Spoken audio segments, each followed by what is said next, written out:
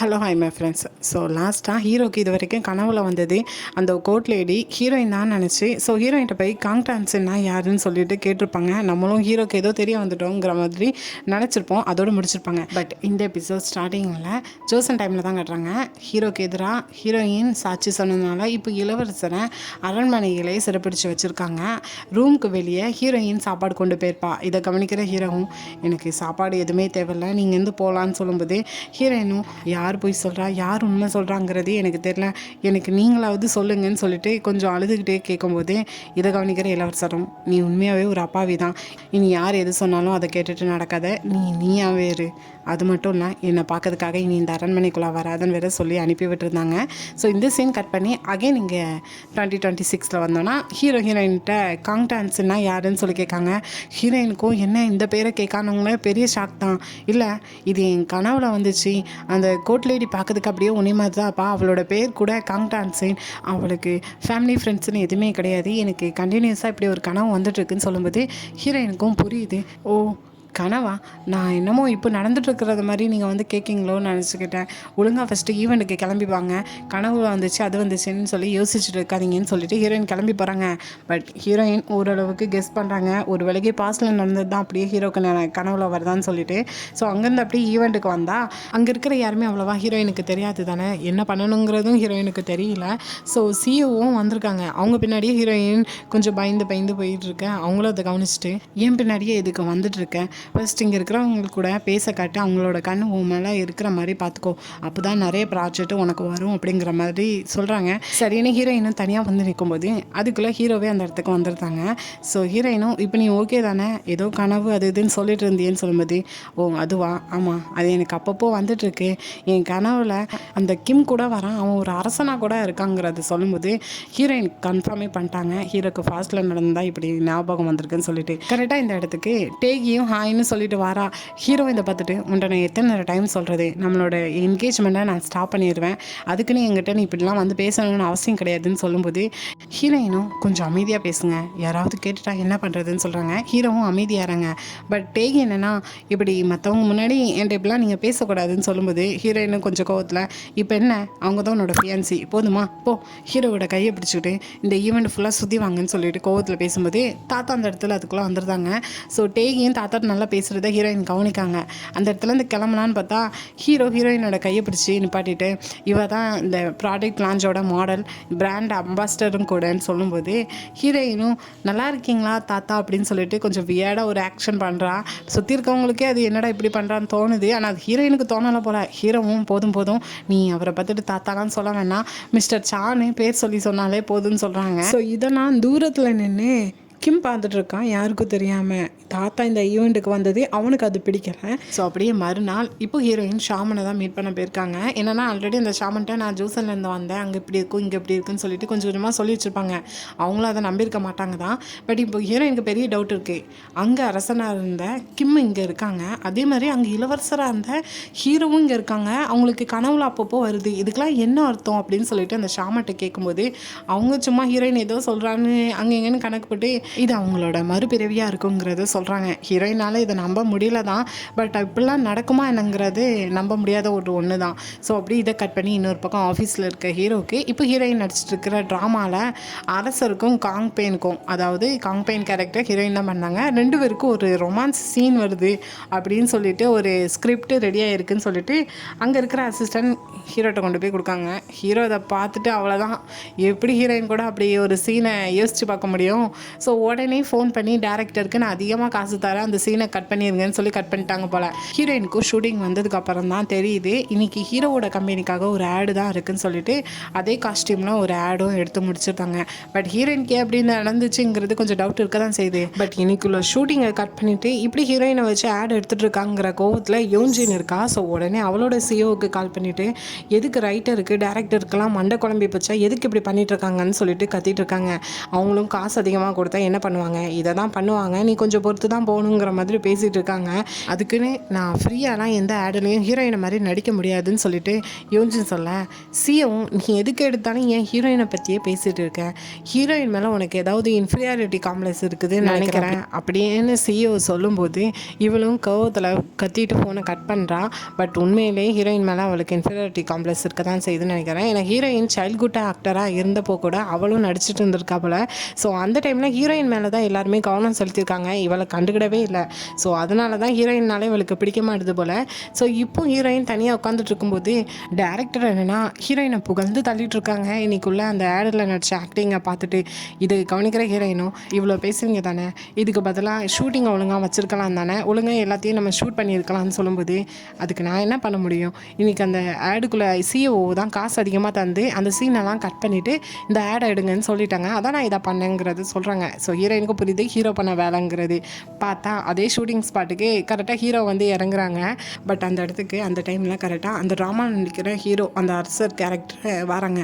So hero அதை பார்த்துட்டு இந்த ட்ராமாவில் நடிக்கிற ஹீரோ நீ தானேன்னு சொல்லி கேட்கும்போது ஆமாம் நீங்கள் யாருன்னு சொல்லி பதிலுக்கு அவர் கேட்டால், நானா இந்த ட்ராமாவில் நிறைய காசு கொடுத்துருக்கிறதே நான் தான். ஸோ நான் சொல்கிறத நல்லா கேளு, இன்றைக்கி எப்படியும் உனக்கும் ஹீரோயினுக்கும் இருந்த அந்த ரொமான்ஸ் சீனை கட் பண்ணியிருப்பாங்க தானே, இப்படி சீன்லாம் இனிமேல் வரவே போகிறது கிடையாது, அவள் கூட நீ ஃபிசிக்கல் கான்டாக்டே வச்சுருக்கக்கூடாதுன்னு சொல்லிட்டு வியர்டாக பேசும்போது அவரும் ஹீரோயினோட ஃபேன் தான் போல், அது ஏன் இப்படி பேசணும்னு சொல்லிட்டு அந்த இடத்துலேருந்து கிளம்பி போயிடுவாங்க. பட் அந்த இடத்துக்கு கரெக்டாக ஹீரோயின் வந்து நிற்காங்க. ஸோ ஹீரோவை தனியாக கூட்டிகிட்டு போயிட்டு இப்படி சொல்லாமலாம் ஷூட்டிங் நடக்கிற இடத்துக்கு வரக்கூடாது, முக்கியமாக ட்ராமாவில் என்ன நடக்குது, எந்த சீனை கட் பண்ணுங்கிறத நீங்கள் டிசைட் பண்ணக்கூடாதுங்கிறது மாதிரி ஹீரோயின் திட்டும்போது, இல்லை அந்த ஆக்டர் சரி கிடையாது, அவனுக்கு பொண்ணுங்கன்னா போதும், இந்த மாதிரி சீன்லாம் வந்து அவன் விடவே மாட்டான், அதனால தான் அவனை பற்றி தெரிஞ்சு நான் இந்த மாதிரி சீன்லாம் கட் பண்ணிட்டேங்கிற மாதிரி ஹீரோ சொல்ல ஹீரோயினும் புரியுதுங்கிறது சொல்கிறாங்க. ஸோ அதுக்கப்புறம் ஹீரோ என்னன்னா ஹீரோயினை தனியாக கூட்டிகிட்டு போயிருக்காங்க. இன்றைக்கி நம்ம ப்ராப்பராக டேட் பண்ணுவோம், ஸோ உனக்கு ஏன் கூட எங்கே போகணுன்னு ஆசையாக இருக்குது அப்படின்னு சொல்லி கேட்கும்போது ஹீரோயின் ஒரு சாக்லேட் கொடுத்துருப்பாங்க. ஸோ அதை சாப்பிட்டுட்டே பேசிகிட்டு இருக்கும்போது ஹீரோக்கு வாயிலேருந்து ரத்தம் வருது. ஸோ என்னென்ன டாக்டர்கிட்ட போய் செக் பண்ணால் சின்னதாக ஒரு சர்ஜரி பண்ணணுங்கிற மாதிரி சொல்கிறாங்க. ஹீரோ என்னென்னா சர்ஜரிலாம் ஒன்றும் வேண்டாங்கிற மாதிரி சொல்கிறாங்க. ஆனால் ஹீரோயின் தான் இல்லை நீங்கள் சர்ஜரி பண்ணுங்கள், ஹீரோவுக்கு சர்ஜரி நடக்கட்டும்னு சொல்லிட்டு விருப்பமே இல்லாத ஹீரோவை சர்ஜரி பண்ண வைக்காங்க. ஹீரோவும் கரெக்டாக அங்கே கூட்டிகிட்டு போகும்போது இங்கே எங்கேயுமே போயிடாதுன்னு சொல்கிறாங்க. ஹீரோயினும் லேட் ஆகிட்டு நான் என்னோடய வீட்டுக்கு போகணும் அப்படின்னு சொல்லும்போது அதனால் சொல்கிறேன் நீ இங்கே எங்கேயுமே போகிறாத, நான் வரச்சல நீ இங்கே தான் இருக்கணுங்கிற மாதிரி சொல்லிட்டு போகிறாங்க. ஆனால் ஹீரோயின் கிளம்பி போகிற மாதிரி தான் இருக்குது. ஸோ அப்படியே ஹீரோவுக்கு அனஸ்தேசியா கொடுக்காங்க. மறுபடியும் ஹீரோ தூக்கத்தில் அந்த கனவு வருது. இப்போ என்னென்னா இளவரசர் ஹீரோயினோட டிராயிங்கை வரைஞ்சி பக்கத்தில் ஹீரோயினுக்காக ஒரு போயமும் எழுதி வச்சுருக்காங்க. ஸோ அதை பார்த்துட்டே கண்டிப்பாக இதை நான் ஹீரோயின்கிட்ட கொடுக்க முடியாது அப்படின்னு சொல்லி யோசிச்சுட்டு இருக்காங்க. ஸோ அப்படியே 2026க்கு மறுபடியும் வந்தால் சர்ஜரிலாம் முடிஞ்சு ஹீரோ கண் திறக்கிறாங்க. எந்திரிச்சதுமே ஹீரோயின் எங்கன்னு தான் சொல்லி நர்ஸ்கிட்ட கேட்காங்க. இங்கே யாருமே இல்லை, நாளை காலையில் நீங்கள் டிஸ்சார்ஜ் ஆகிக்கலாம்னு சொல்லிட்டு அவங்களும் போகிறாங்க. ஹீரோயின் விட்டுட்டு போயிட்டான்னு சொல்லி ஹீரோவும் நினச்சிட்டு இருக்க பார்த்தா ஹீரோயின் ஹீரோக்காக ஐஸ் பேக் தான் எடுக்க போயிருக்காங்க. ஸோ அதுக்கப்புறம் தான் ஹீரோவை பார்த்து அந்த ஐஸ் பேக்கை கொடுக்காங்க. ஹீரோ இதை பார்த்துட்டு இதை வெறும் கையால் கொண்டு வந்தாங்க பாரு, உன்னோட கை எவ்வளோ கோல்டாக இருக்குது பாருன்னு சொல்லும்போது ஹீரோயினும் என்னால் உனக்கு இதை மட்டும்தான் செய்ய முடியுதுன்னு சொல்கிறாங்க. ஹீரோவும் ஹீரோயினோட கையை பார்த்து கொஞ்சம் சூடுபடுத்திட்டு இருக்காங்க. ஸோ அப்போது ஹீரோயின் என்னென்னா உனக்கு இன்னும் அதே மாதிரி கனவுலாம் வருதா, அந்த கனவுல என்ன மாதிரி ஒரு கோட்லேடி வரான்னு வேறு சொன்னீன்னு சொல்லி கேட்கும்போது ஆமாம் எனக்கு தெரிஞ்சு அந்த கனவு எப்படியும் சேடனிங்காக தான் இருக்க போதுன்னு நினைக்கிறேன். ஆல்ரெடி என்னை மாதிரியே ஒருத்தர் இருக்கான், அதில் அவன் இளவரசராக வேற இருந்துட்டுருக்கான், உன்னை மாதிரி இருக்கிற ஒரு பொண்ணு கோட்லேடியாக இருந்துருக்கா. இப்போது அந்த இளவரசர் மேலே ஏதோ பொய்யா சாட்சி சொல்லி ஒரு பழி போட்டிருக்காங்க, அதனால் அறையை விட்டு அவனை வெளியே வராமல் வச்சுருக்காங்க. கூடிய சீக்கிரத்தில் அவனை நாடு கடத்த போகிறாங்க. அந்த கோட்லேடியை அந்த இளவரசர் ஒரு முட்டாள்தனமாக காதலிச்சிருக்காங்க, அந்த பணிப்பெண்ணுக்காக ஏங்கிட்டு வேற இருந்துட்டு இருக்காங்க அப்படிங்கிற மாதிரி அங்கே நடந்ததை ஒன்று விடாமல் இங்கே ஹீரோயின்கிட்ட சொல்லும்போது ஹீரோயின் கன்ஃபார்மே பண்ணியிருக்காங்க இது ஃபாஸ்ட்டில் நடந்தால் இப்போ ஹீரோக்கு கனவாக வருதுங்கிறது. பட் நமக்கு இப்போ காட்டுறாங்க ஆக்சுவலாக அந்த கனவில் ஒரு போயம் அந்த இளவரசர் எழுதுனதை பார்த்துருப்பாங்கல்ல. ஸோ ஹீரோ சர்ஜரி முடிஞ்சு கண் முழிச்சதுமே அதை ஆன்லைனில் தேடி பார்த்துருக்காங்க. ஸோ அதே மாதிரி ஒரு போயம் ஆல்ரெடி இருந்திருக்கு. ஸோ இந்த சீனை கட் பண்ணி அடுத்ததாக இப்போ தாத்தாவை தான் காட்டுறாங்க. தாத்தா ஆக்சுவலாக ஒரு ஹோட்டலில் போய் சாப்பிட போவாங்கல்ல. ஸோ அந்த ஹோட்டலில் சாப்பிட்டுட்டு இருக்கும்போது அங்கே இருக்கிற ஓனர் அம்மாட்ட அன்றைக்கி ஒரு பொண்ணு கூட ஒரு ஒரு டேபிள் ஷேர் பண்ணி நான் சாப்பிட்டுட்டு இருந்தேனே, அந்த பொண்ணை பற்றி உனக்கு எதுவும் தெரியுமான்னு சொல்லி கேட்காங்க. பதிலுக்கு அந்த அம்மாவும், எதுக்கு அந்த பொண்ணை பற்றி கேட்கீங்க, அந்த பொண்ணை மேரேஜ் பண்ண போகிறீங்களா, நான் உங்கள் வயசு என்னன்னு சொல்லி திட்டுறாங்க. அதுக்கெலாம் கேட்கல, நான் வேறு விஷயமாக தான் கேட்டேன்னு சொல்லும்போது அந்த அம்மாவும் சிரிச்சுக்கிட்டே, அந்த பொண்ணு மற்ற பொண்ணுங்க மாதிரி அமைதியான பொண்ணுலாம் கிடையாது, கொஞ்சம் அடாவடி திமிர்த்தனத்தில் இருக்கிற ஒரு பொண்ணு தான், ஆனால் நல்ல பொண்ணு தாங்கிற மாதிரி சொல்கிறாங்க. தாத்தா ஹீரோயினை பற்றி ஏன் விசாரிக்காங்கிறது தெரியல. ஆனால் இன்னொரு பக்கம் நைட் டைம் போல் ஹீரோவும் ஹீரோயினும் தனியாக அந்த தெருக்கடையில் இருக்கிற சாப்பாடு சாப்பிட தான் வந்திருக்காங்க. ஹீரோவும், நீ இப்போது செலிப்ரிட்டி ஆகிட்டு வந்துட்டுருக்க, இப்படி தைரியமாக இந்த மாதிரி இடத்துல வந்து சாப்பிட்டுட்ருக்க, நம்ம 2 பேரும் இப்போ ஒன்றா இருக்கிறத யாரும் பார்த்துட்டா என்ன பண்ணுறது அப்படின்னு சொல்லிட்டு ஹீரோயினுக்கு அட்வைஸ் பண்ணும்போது ஹீரோயின் அதை கண்டுக்கிடவே இல்லை. பட் ஆனால் இப்போ ஹீரோ என்னன்னா, தாத்தாவை பற்றி நீ கவலைப்படாத, தாத்தா உன்னை பற்றி என்ன நினச்சாலும் பரவாயில்ல, நான் தாத்தாவை சமாளிச்சுடுவேன், கூடவே டேகி கூட கான்ட்ராக்ட் ஒன்று போயிட்டுருக்கு, ஸோ அந்த டீல் முடிஞ்சதுமே அவளோட பிரச்சனையும் நான் முடிச்சிடுவேங்கிறத சொல்லும்போது இப்போ ஹீரோயின் என்னென்னா, நான் நிறைய நியூஸ் பேப்பரில் பார்த்தேன், உங்கள் ஃபேமிலியும் டேகியோட ஃபேமிலியும் ஒன்றா இருந்துச்சுன்னா உங்களுக்கு நிறைய பெனிஃபிட்டுங்கிற மாதிரி போட்டிருக்காங்க, ஸோ உங்களுக்கு எது நல்லதோ அதை மட்டும் பாருங்கள், எல்லாரும் தொட முடியாத இடத்துல நீங்கள் இருக்கணும், அதுதான் நல்லதுங்கிற மாதிரி ஹீரோயின் ஏதோ பேச, ஹீரோயினோட இப்படி பேசுகிறாங்க மாதிரி தான் யோசிச்சுட்டு இருக்காங்க. அப்படியே கிளம்பி போகும்போது கொஞ்சம் கிம்மட்டை மட்டும் ஜாக்கிரதையாக இருங்கிற மாதிரி சொல்கிறா.